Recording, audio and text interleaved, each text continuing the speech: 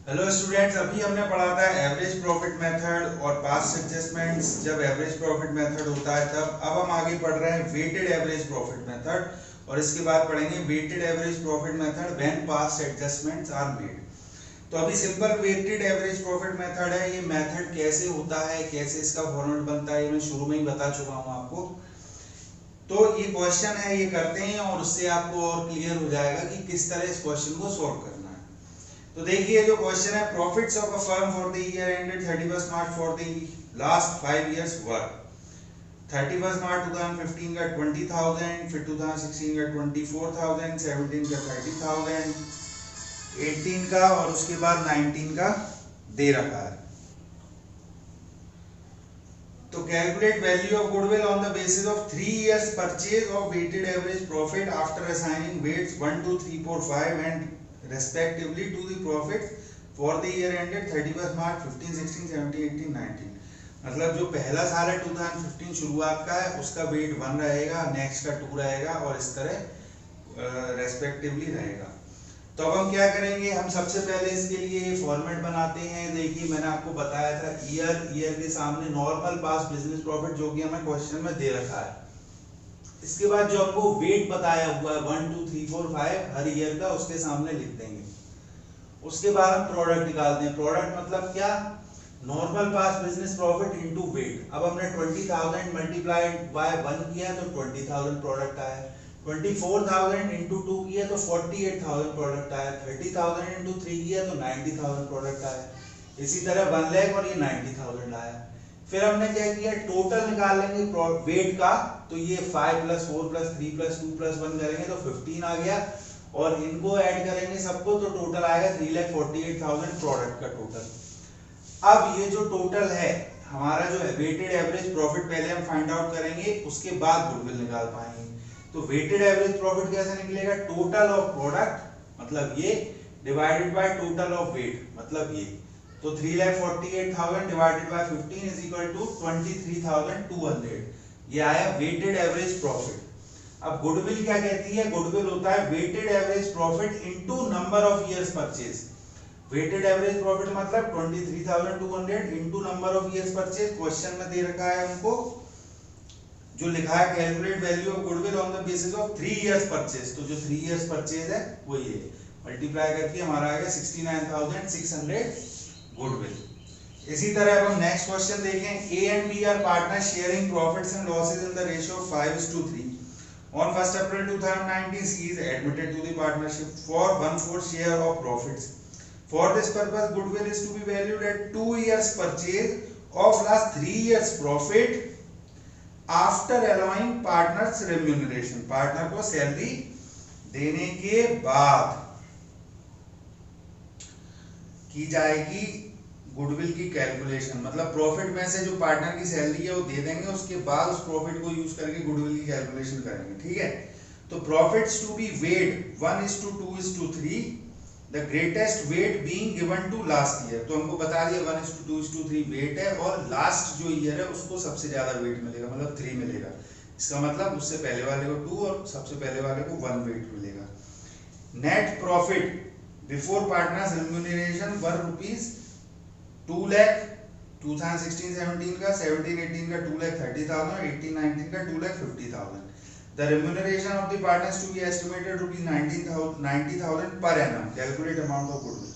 अब देखो हमको तीनों सालों का प्रॉफिट दे रखा है, जो तीनों जो ईयर्स हैं उनका प्रॉफिट दे रखा है उसमें से, लेकिन सैलरी रेम्यूनरेशन लेस नहीं की गई है। ठीक है, बिफोर रेम्यूनरेशन है उसमें लिखा हुआ net profit before partners remuneration. Before मतलब रेम्यूनरेशन काटने से पहले का प्रॉफिट ये। तो अब इस प्रॉफिट में से क्या करेंगे, हम पहले रेम्यूनरेशन लेस कर लेंगे। उससे क्या होगा, हमें वो प्रॉफिट मिलेगा जिसके ऊपर हमको कैलकुलेशन करनी है आगे की। तो हम क्या करेंगे, अब हमने लिखा 2016-17 का प्रॉफिट कितना दे रखा है 2 लाख, 2017-18 का 2,30,000, 18-19 का 2,50,000। ये प्रॉफिट बिफोर पार्टनर्स रेम्यूनरेशन।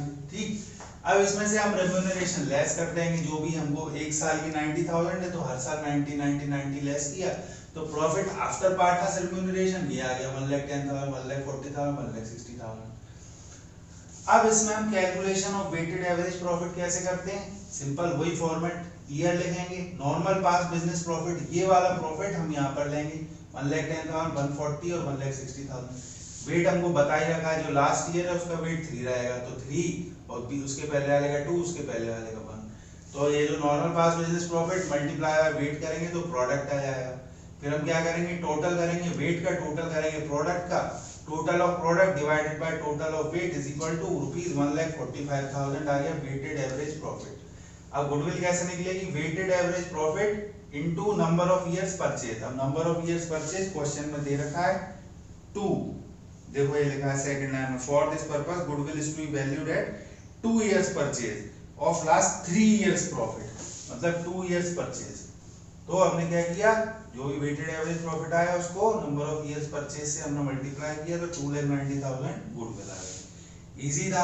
अब हम आगे बढ़ते हैं, weighted average profit method when past adjustments are made.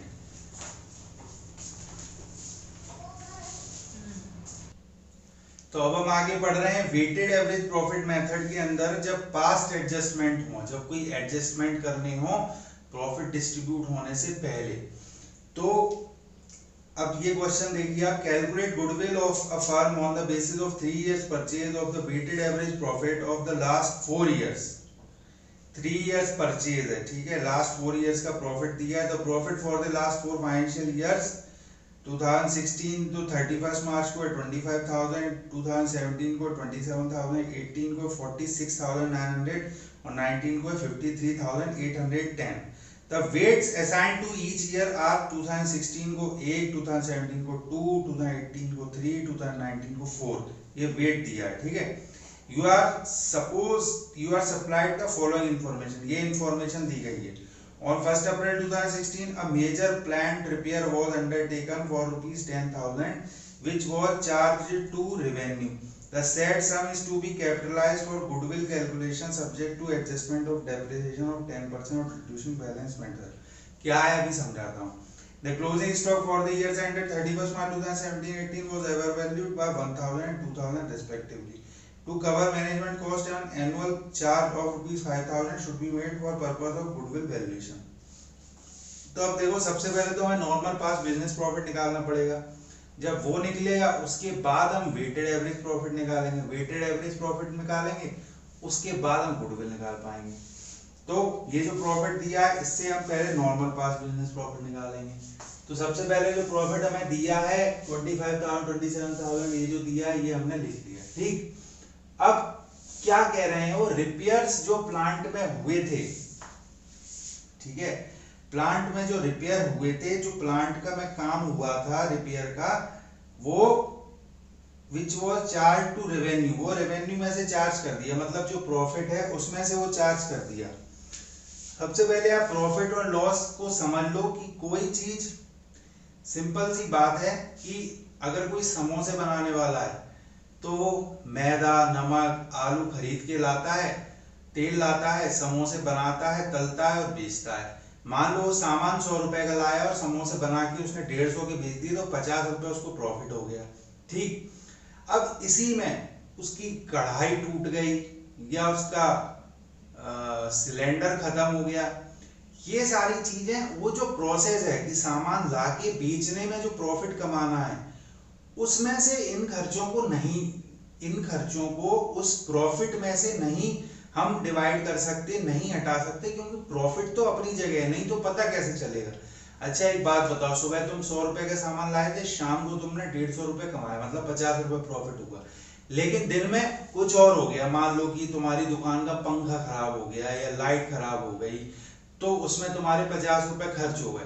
तो अब क्या तुम ये कहोगे कि मुझे प्रॉफिट तो हुआ ही नहीं आज, क्योंकि 100 का सामान लाया था, 150 मिले लेकिन 50 मेरे उसमें खर्च हो गए? नहीं, प्रॉफिट तो तुमने 150 ही कमाया ना। तो उसी तरह क्या हुआ है कि मशीन खराब हो गई उनकी प्लांट में, उसमें 10,000 रुपए लग गए जो कि रेवेन्यू से चार्ज कर लिए। क्योंकि चार्ज कर लिए तो वो एडिशनल, हम बोलेंगे एडिशनल लॉस है, ठीक है, उस लॉस को हमें ऐड करना पड़ेगा। तो हम क्या करेंगे, वो 10,000 रुपीज ऐड कर देंगे 2017 में, जब उसने ईयर भी लिखा हुआ है 1 अप्रैल 2016 को हुआ है, तो 1 अप्रैल 2016 का ईयर एंड कब होता है? 31 मार्च 2017 को। तो 31 मार्च 2017 का जो प्रॉफिट फाइनली निकलेगा उसी पे तो असर दिखाएगा ये 10,000 रुपए जो नुकसान हुआ है, जो खर्चा हुआ है, तो हम उसी में ये ऐड कर देंगे 10,000 रिपेयर्स टू प्लांट कैपिटलाइज्ड। ठीक, उसके बाद ये कह रहा है कि अब वो जो मशीनरी थी उस पर 10% डेप्रिसिएशन लगना था, लेकिन डेप्रिसिएशन नहीं लगा। ठीक, तो डेप्रिसिएशन लगाना पड़ेगा उस पे। तो डेप्रिसिएशन लगाएंगे हम 10%, मतलब 10,000 का 10% 1,000 लेस कर देंगे। अभी ये क्या है कि ये डिमिनिशिंग वैल्यू मेथड से है, इसमें लिखा भी हुआ है reducing balance method, diminishing balance method या रिटर्न डाउन वैल्यू मेथड।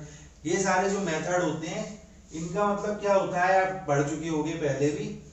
जैसे इस साल तो 10,000 पे 10% लगा तो ये 1,000 लगा। अब इसमें कितना रह गया अमाउंट मशीन का, रह गया 9,000। अब जब नेक्स्ट ईयर लगेगा तो 9,000 पे 10% लगेगा तो 900 ही लगेगा, तो फिर कितना रह जाएगा 8,100। अब 8,100 पे 10% लगेगा तो 810 ही रह जाएगा डेप्रिसिएशन। तो इस तरह हर साल डेप्रिसिएशन हमने 10% लेस कर दिया। उसके बाद over valuation of closing stock. अब जो क्लोजिंग स्टॉक है वो ओवर वैल्यू कर दिया, उसके 10,000 रुपए ज्यादा जोड़ के लगा दिए 1,000 रुपए। 2017 में जो क्लोजिंग स्टॉक हुआ वो ओवर वैल्यू कर दिया, 1,000 ज्यादा जोड़ दिए क्लोजिंग स्टॉक में। और 2018 जो ईयर एंड हुआ 31 मार्च को उसमें 2,000 ज्यादा जोड़ दिया, हमें क्वेश्चन में दिया है।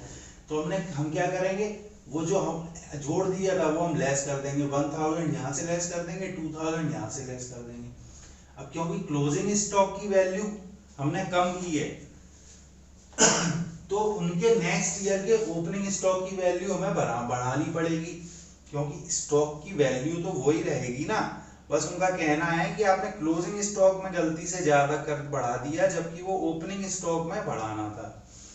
तो फिर आप क्या करोगे, add over valuation of opening stock. आप 1,000 उसके नेक्स्ट ईयर में यहाँ ऐड कर दोगे और 2,000 उसके नेक्स्ट ईयर में यहाँ ऐड कर दोगे, क्योंकि ओपनिंग स्टॉक इस साल जो क्लोजिंग स्टॉक है 2017 में वो मार्च 2018 में तो ओपनिंग स्टॉक था ना, इसलिए। इसके बाद फाइनली लेस करेंगे हम एनुअल चार्ज। एनुअल चार्ज का लिखा हुआ है to cover management cost and annual charge of ₹5,000 should be made for purpose of goodwill valuation. Goodwill के वैल्यूएशन के लिए 5,000 का खर्चा आएगा, वो हमें चार्ज करना पड़ेगा हर साल। तो हर साल हमने 5,000 लेस कर दिए, तो फाइनली ये हमारा नॉर्मल पास बिजनेस प्रॉफिट आ गया हर साल का। 2016 का 20,000, 17 का 30,000, 18 का 40,000, 19 का 50,000। अब ये जो नॉर्मल पास बिजनेस प्रॉफिट आया है हमने लिखा, उसके बाद हमने वेट लिखा 1 2 3 4 जो हमें क्वेश्चन में बता रखा है। हमने नॉर्मल पास बिजनेस प्रॉफिट और वेट का मल्टीप्लाई किया तो प्रोडक्ट आ गया, प्रोडक्ट का टोटल किया और वेट का टोटल किया। तो इसका फॉर्मूला क्या होता है, वेटेड एवरेज प्रॉफिट का total of product divided by total of weight. तो ये आया 40,000 वेटेड एवरेज प्रॉफिट। और गुडविल क्या होता है, weighted average profit into number of years purchase. तो हमने 40,000 into 3 number of years purchase question में दिया हुआ है 3 इयर्स। फर्स्ट लाइन में दिया calculate goodwill of a firm on the basis of 3 years purchase. तो हमने ये किया 1,20,000 गुडविल आ गई।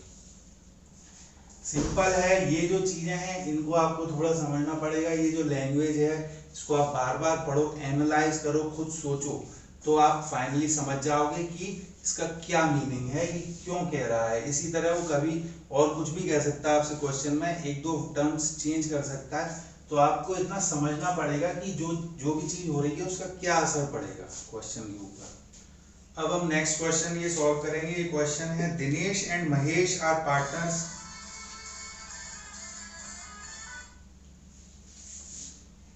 Dinesh and Mahesh are partners sharing profits and losses in the ratio of 3:2. They admit Ramesh into partnership for 1/4 share in profits.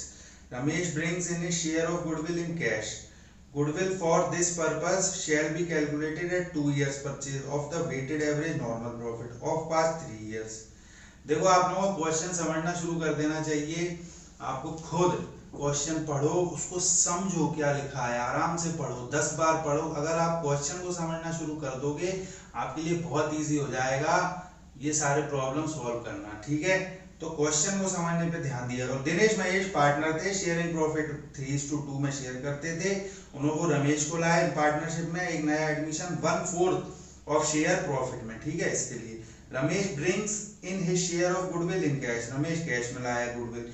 Goodwill for this purpose shall be calculated at 2 years purchase, 2 साल की purchasing year हो गया, ठीक। Of the weighted average normal profit of past 3 years, 3 साल का profit देंगे। Weights being assigned to each year 17, 18, 19 को 1, 2, 3 profits for the last 3 years वर ये। अब बहुत ये क्वेश्चन तो लास्ट वाले से बहुत इजी है, सीधा सीधा उन्होंने लिख दिया है कि प्रॉफिट जो 50,000 2017 का था उसमें 5,000 रुपए जो सेल किया था एसेट उसके इंक्लूडेड है। अब आपने कोई एसेट सेल किया है उसका आपके प्रॉफिट से लेना देना थोड़ी ना है कि आपने अपनी कोई बाइक बेची थी तो कहोगे मेरे बिजनेस में उस बाइक के मैंने जो पैसे मुझे मिले हैं वो प्रॉफिट है मेरा, वो अलग चीज है। तो प्रॉफिट आपका 50,000 था तो उसमें से आप क्या करोगे 5,000 रुपए लेस कर दोगे जो एसेट बेचने के हुए। उसके बाद कह रहा है लॉस 20,000 का लॉस हुआ था उसको 2018 में दिनेश महेश को, तो उन्होंने क्या किया लॉस बाय फायर 35,000 था ना, वो उन्होंने जोड़ दिया था। मतलब मान लो कि उनको 20,000 जो लॉस हुआ था उसमें 35,000 उन्होंने लॉस ऐड कर दिया था। इसका मतलब क्या हुआ उनको बेसिकली 20,000 लॉस हुआ है 2018 में उनका कहना है, लेकिन 35,000 का अरे ब्लू से देख लिया 35,000 का बेसिकली लॉस हुआ था, उसके कारण वो उनका लॉस 25,000 दिखने लगा। तो हम क्या करेंगे लॉस को माइनस में लिखते हैं, तो हम जो लॉस एडिशनल लॉस जब भी इसमें होता है एक्स्ट्रा लॉस तो हम उसको हमेशा ऐड करते हैं और एडिशनल गेन को लेस करते हैं। तो एडिशनल लॉस है तो इसको हमने ऐड कर दिया लॉस में, तो ये प्लस का 15,000 पता चला कि प्रॉफिट हुआ था 15,000 का, 20,000 का लॉस नहीं हुआ था। वो तो उन्होंने 15,000 के प्रॉफिट में से 35,000 का लॉस लेस कर दिया तो 20,000 लॉस दिखने लगा था, ठीक है। और थर्ड पॉइंट कह रहा है कि profit ₹70,000 including insurance claim received 18,000, interest on investment dividend received ₹8,000। Profit 70,000 जो 2019 का हुआ है उसमें 18,000 इंश्योरेंस क्लेम से जो मिले थे वो भी जुड़े हुए हैं और डिविडेंड जो रिसीव किया था 8,000 का वो भी जुड़े हैं। तो वो तो कोई प्रॉफिट का काम है नहीं। अब आपने 100 के सामान लाए 150 के समोसे बेचे, उसमें आप ये भी जोड़ लो कि मेरा ये प्रॉफिट इतना बढ़ गया, ऐसा नहीं ना। एक्चुअल बिजनेस से आपका क्या प्रॉफिट निकला है, तो आप 70,000 में 18,000 8,000 लेस कर दोगे तो ये आ गए आपके नॉर्मल पास बिजनेस प्रॉफिट तीनों साल के। अब ये जो नॉर्मल पास बिजनेस प्रॉफिट है तीनों ईयर्स के, इनका वेट भी दे रखा है 1, 2, 3, इससे आप मल्टीप्लाई करोगे तो प्रोडक्ट आ जाएगा। तो टोटल वेट 6 और प्रोडक्ट टोटल इतना हो गया। अब वेटेड एवरेज प्रॉफिट होता है total of product divide by total of weight is equal to 34,500 weighted average profit निकल आया। अब इस वेटेड एवरेज प्रॉफिट को आप नंबर ऑफ ईयर परचेज से मल्टीप्लाई करोगे तो 69,000 गुडविल आ गई। और अब वो क्वेश्चन में उन्होंने कहा था calculate the value of goodwill, also calculate the goodwill brought in by Ramesh. Ramesh जो गुडविल लाया है वो कैलकुलेट करो। रमेश लाया 1/4 शेयर, ठीक। 1/4 शेयर हमको क्वेश्चन नहीं लिख दिया तो हम क्या करेंगे 69,000 जो गुडविल था उसका 1/4 शेयर रमेश लाया है तो 17,250 रमेश का शेयर है जो लाया है। तो इस तरह के क्वेश्चंस हैं। इन क्वेश्चंस को आप सबसे पहले मैंने जो फॉर्मेट बताया था वेटेड एवरेज प्रॉफिट मेथड हम कैसे करते हैं कैसे सॉल्व करते हैं, उसके बाद एक क्वेश्चन मैंने आपको बताया। अब देखिए आप अकाउंटिंग पढ़ रहे हैं, आपको थोड़ा टेक्निकल बनना पड़ेगा, आपको थोड़ा खुद भी सोचना पड़ेगा, अपना थोड़ा ब्रेन यूज करना पड़ेगा। कोई भी चीज है बेसिकली मैंने आपको बता दिया, कोई भी एडिशनल गेन होगा तो लेस करेंगे, एडिशनल लॉस होगा तो ऐड करेंगे। तो हम ये चीज को आपको याद रखना है। शुरू में मैंने आपको पूरा फॉर्मेट बता के समझाया था, आप उस पर ध्यान दो, वो फिर से देखो तो आपके सारे कॉन्सेप्ट्स क्लियर हो जाएंगे। इसके बाद हम नेक्स्ट टॉपिक पढ़ेंगे super profit method. Super profit method के बाद है super profit method when past adjustment are made और कैपिटलाइजेशन मेथड और कैपिटलाइजेशन ऑफ सुपर प्रॉफिट। मतलब 4 टॉपिक हैं जिनके अंदर क्वेश्चंस तो बहुत ज़्यादा नहीं है, ये और सॉल्व कर लेंगे हम।